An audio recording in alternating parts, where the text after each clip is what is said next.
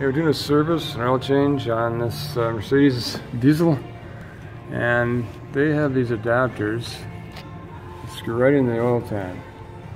And so there's no plug, so it's got a valve in there. So as you screw it in, it opens the valve, and it saves a mess.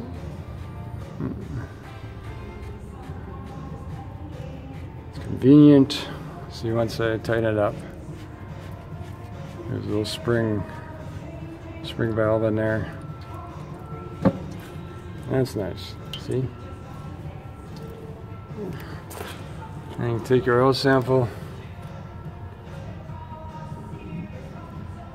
for the lab,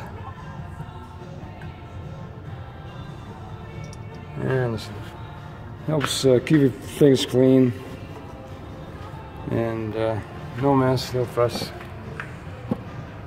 You get them from the Mercedes dealer, and it's well worth the money in my book.